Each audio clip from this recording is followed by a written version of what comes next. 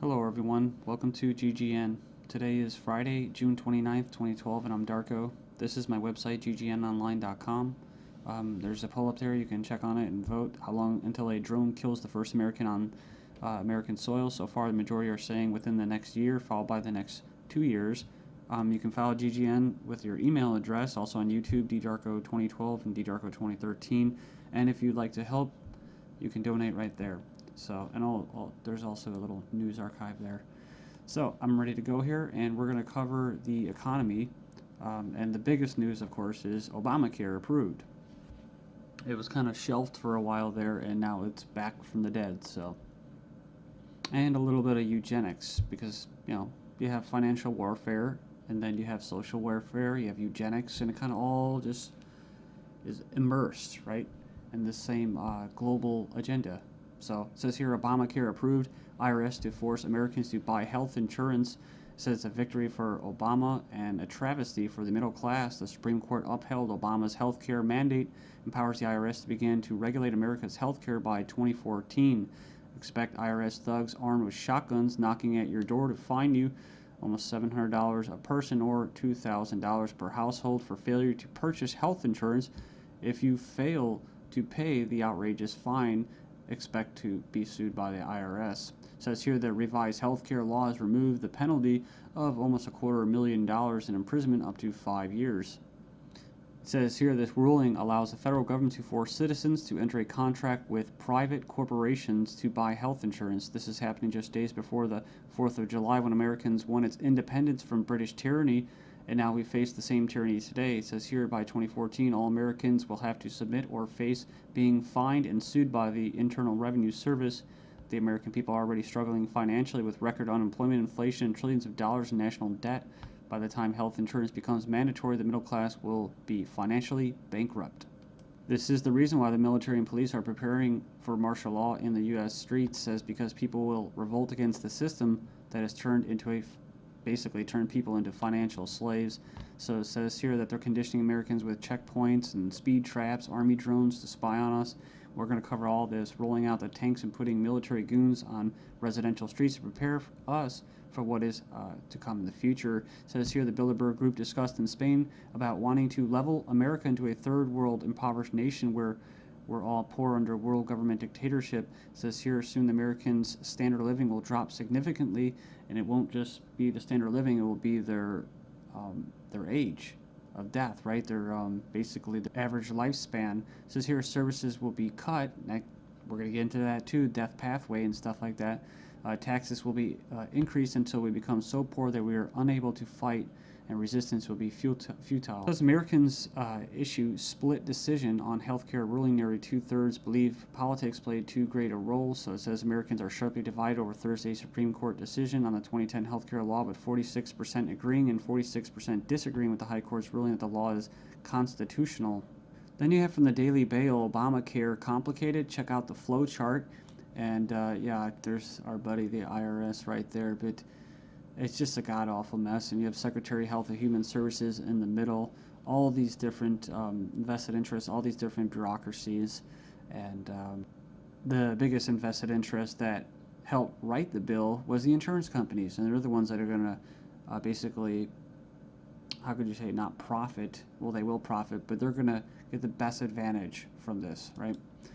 And if you would like an anarchist perspective on the whole Obamacare thing, I think Stefan Molyneux did a pretty good analysis of this. I think he held back a lot. I think he's gone over it and made his point so many times, his argument, that he was actually kind of just laid back about it. So it's kind of nice. It's 18 minutes, not too long. The truth about Obamacare, yes, it's even worse than you think. And right here in the description, he puts in there the 6 facts that he presents in his argument. So fact 1, there is no law in the U.S. anymore. Basically what he's saying is that if they could just do anything, then there's no law, right? And it's tricky because, in quote, in a stateless society, there would be what? No law. Well, there would still be common law. See, this isn't common law. This is political law. That's why you have pigs, political law enforcement, and the like that are going to be enforcing this, federal agents and that. So in other words, what he's saying is that you might as well just have no government, because right here you have a dictatorship with, quote, laws, right? They have laws that basically write in a dictatorship. So we have here Obamacare is an admission that all previous government health care programs have failed. So, and this is true. I remember the recording, about Nixon and stuff like that, getting people on Medicaid. It doesn't really matter whether it's good or not. And in fact, costs have already doubled from initial estimates, and that's usually how it works. As soon as this gets closer to fruition, oh yeah, some hidden costs. Sorry, guys. Fact 4, 70% plus of healthcare issues result from individual choice. So the thing about it, he's talking about smoking, drinking, eating basically a lot of bad food and stuff like that. You can actually help. But a lot of these people that are going to, quote, benefit from this are not going to be doing anything to help their own health, right? So it says here the inability to discriminate on pre-existing conditions is an essential driver of healthcare cost. So I think what he's saying there is it's not very free market. It says here that the fines for non-compliance are destined to rise enormously. We have 15 reasons why the Obamacare decision is a mind-blowing disaster for America.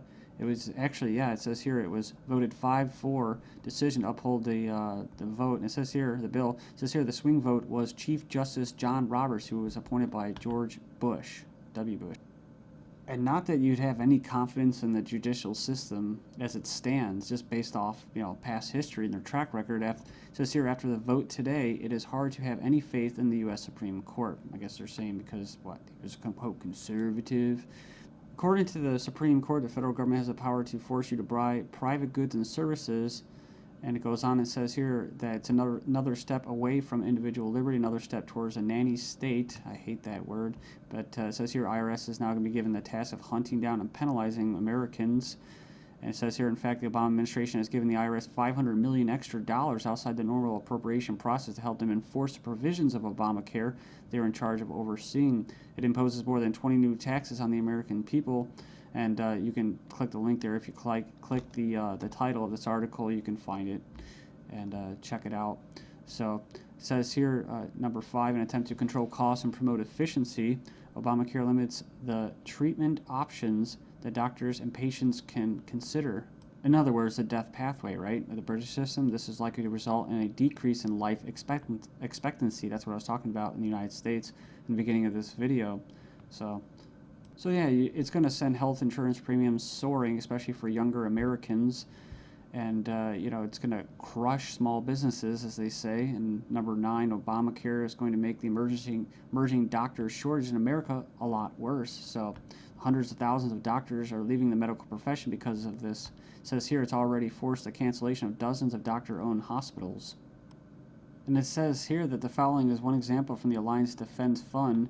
It's an insidious little provision. It says here, did you know that this bill, you'll have to pay for life-saving drugs, but life drugs are free. So 100% free. If this plan were really about health care, it wouldn't be about, it would be the other way around. So yeah, it's like robbing from the future to pay for the living. So and it just turns into a god-awful mess. It's not even just politics, it's generational. 13 reasons why the revolution might start with Obamacare. Go in there and check that out. I'll just name a few and you can hopefully go in there and check it out. It says here that's a direct tax which is unconstitutional under Article 1, Section 9. And you can go in there and read that. It says here it violates states' rights since federal government does not have the constitutional authority to take over healthcare as stated in the 10th Amendment outlined in the Bill of Rights. This mandate is involuntary servitude or slavery to big banks and insurance industries, neither slavery nor involuntary servitude except as punishment for a crime whereof the party shall be duly convicted. Basically, the 13th Amendment. So yeah, that's the federal government's 4th of July Independence Day present to Americans. It's pretty crazy. I mean, you think the timing of this was just happenstance? I bet it isn't. Let's just show you. Just give you a big middle finger right in front of your face. Stagnating life expectancies in the United States. Poor U.S. citizens live 5 years less than the affluent, but they don't talk, what about the middle class, right? So despite modest gains in lifespan over the past century, the United States still trails many of the world countries when it comes to life expectancy. We remember this article, top doctors chilling claim the NHS kills off 130,000 elderly patients every year. It says here, a professor says doctors use death pathway to euthanasia of elderly. Says here that Liverpool care pathway, death pathway, may be slippery slope to backdoor euthanasia. This is from 2009 from the Telegraph. Says here that the patient assessment selects those deemed close to death for withdrawal of food and fluids or being placed on a continuous sedation until they die off. Next up, we have another little example. Doctors said this individual was a typical lazy teenager. Actually, she had an aggressive form of cancer. So it goes on here. It says that she was finally diagnosed after she had an MRI scan following a fall. So basically, she was left undiagnosed for 6 months after doctors mistook her symptoms for typical teenager laziness. So as cancer rates soar due to the eugenics and that, I see these articles, European meeting to be held to raise awareness of the eugenic current of European society held in Strasbourg, France. It's hosted by the Parliamentary Assembly of the Council of Europe, or PACE, this week to address the alleged eugenic current of European society and eugenics and human rights issues of prenatal screening. It says here, currently the highest court in Europe is considering a complaint from a woman who claims that she was not given a prenatal screening which would have revealed her daughter's Down syndrome and thus allow her to choose to abort her child. They didn't go into this, which is what? Scottish toddlers to be tested to see if they will grow up to be drug addicts or criminals. So they're going to basically examine them to determine their capacity for violent crime, to be violent. But what happens when this comes to the UK? Thailand violent students to be drafted into our army automatically.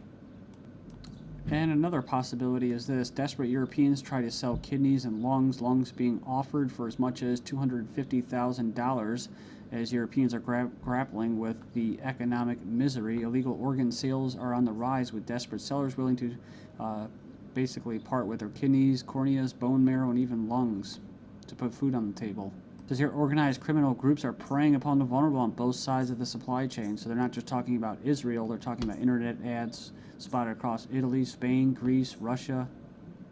And, people leave comments about euthanasia. I don't, it's like I don't have a moral issue with somebody carrying out euthanasia as long as there's some kind of consent there. The only issue I have for it, or with it, and that's why I bring it up, is when it's in the government's hands, where you have a government legislating morality. They can't do that, like the death penalty. So I don't support the death penalty. With euthanasia, if you're declared a violent or criminal or deviant or drug, going to be a drug dealer, well, then they go ahead and euthanize you, and then they can sell your body parts. And that's probably already going on in Asia and parts of the world. But what happens when people want to sell their entire bodies? Right, a one-time donation, or they could just sell their entire body and have it just basically, as they say, cannibalized for different parts. I mean, it sounds nice on the surface to help out your family and stuff like that, but that's talk about preying on the vulnerable, man. Then we have this guy, Jim Rogers, saying that financial Armageddon will happen despite the EU deal. Says the solution to too much debt is not more debt. 2 suicides in 2 days. Greece sees social backlash of crisis. I guess basically they leapt to their death. One of them was a 70-year-old man who jumped from his flat after a court clerk stopped by to issue him an eviction notice on Friday. 17 reason to be extremely concerned about the second half of 2012. Look at this. The IMF research paper showed banking crisis is far more likely to start in September than any other month. It says here, Moody's downgraded the credit ratings of 15 major global banks. I guess this organization or website, Leap, issued a red alert to the global financial system for this fall.